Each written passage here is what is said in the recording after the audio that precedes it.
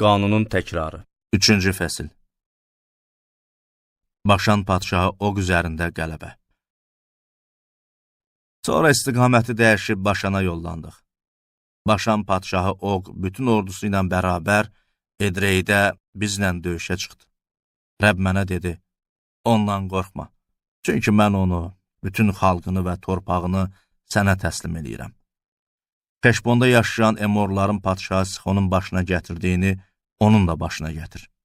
Allahımız Rəbb Başan padşahı Oqu və bütün ordusunu bizə təslim elədi. Biz də kimsəni sağ buraxmadan hamısını qırıb bütün şəhərlərini aldıq. Almadığımız bir şəhər belə qalmadı. Aldığımız şəhərlərin sayı 60 idi. Bu yerlər Başanda Oqun ölkəsi olan bütün Arqov diyarını təşkil eləyirdi. Şəhərlərin hamısının darvazaları cəftəli idi və hündür divarlarla əhatə olunmuşdu. Bundan əlavə, çoxlu divarsız kəndlər də var idi. Heşbon padşahı Sixonun başına gətirdiyimiz kimi, onları da qırıb kişi, qadın və uşaqları ilə bərabər şəhərlərin hamısını tamamilə məhv elədik. Bütün heyvanları götürüb şəhərləri talan elədik. Beləcə, o vaxtlar Arnon vadisindən Xermon dağına qədər olan Yordan çayının şərqindəki Emorların 2 padşahın əlindən ölkəni aldıq. Sidonlular Xermonu Siryon adlandırırdılar. Emorlarsa oraya Senir deyirdilər. Yaylada olan bütün şəhərləri, bütün Gileadı, Oqun Başan ölkəsindəki şəhərləri olan Selka və Edriyəyə qədər bütün Başan torpağını aldıq.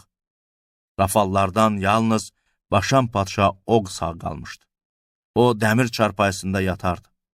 Hələ Ammon övladlarının Rabba şəhərində olan bu çarpayının adi ölçüyə görə uzunluğu 9, eni isə 4 qulacı idi. Yordan çayının şərq torpaqlarının paylaşdırılması. O vaxt irs olaraq bu torpaqları aldıq.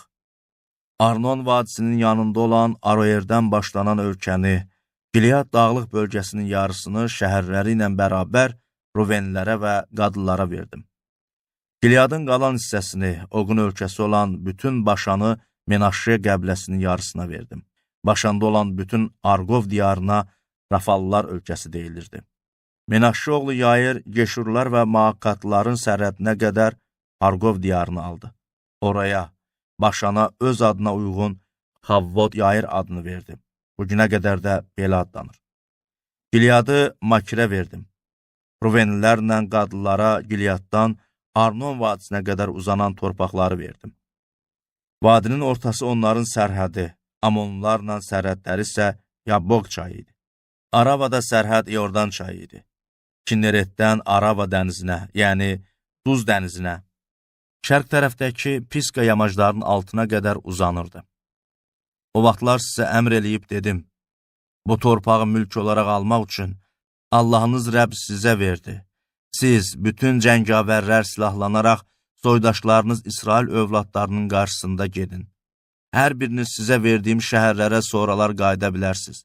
Amma Rəbb sizin kimi soydaşlarınıza da rahatlıq verənə qədər, Rəbbin Yordan çayının şərqində onlara verdiyi torpağı mülk olaraq alana qədər arvadlarınız, uşaqlarınız və heyvanlarınız, bilirəm ki, çox heyvanlarınız var, sizə verdiyim şəhərlərdə qalsınlar. O vaxtlar Yeşuaya əmr eləyib dedim, Allahınız Rəbbin bu 2 padşahın başına gətirdiyi hər şeyi gözlərinizlə gördünüz. Rəbb keçəcəyiniz bütün ölkələrdə belə eləyəcək. Onlardan qorxmayın, çünki Allahınız Rəbb özü sizin üçün döyüşəcək. Rəbb Musaya Yordan çayını keçməyə izin vermir.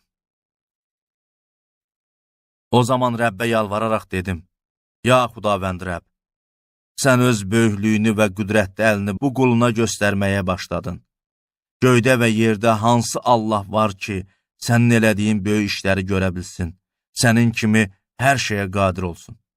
Rica eləyirəm, qoy Yordan çayını keçib, onun qərb tərəfində olan gözəl torpağı, o gözəl dağlıq bölgəsini və livanı görüm. Lakin sizin ucbatınızdan Rəbb mənə qəzəblənmişdi. Ona görə də məni eşitmədi və dedi, bəsdir, bu barədə bir daha mənə müraciət eləmə. Piska təpəsinə çıxıb qərbə, şimala, cənuba və şərqə göz gəzdir. Qoy gözlərin oraları görsün, çünki sən Yordan çayını keçməyəcəksən. Yeşuaya əmr ver, ona cəsarət verərək qüvvətləndir. Çünki bu xalqın önündən keçərək görəcəyin torpağı irs olaraq onlar üçün Yeşua böləcək. Buna görə də Bet-Peor qarşısında olan dərədə dayandıq.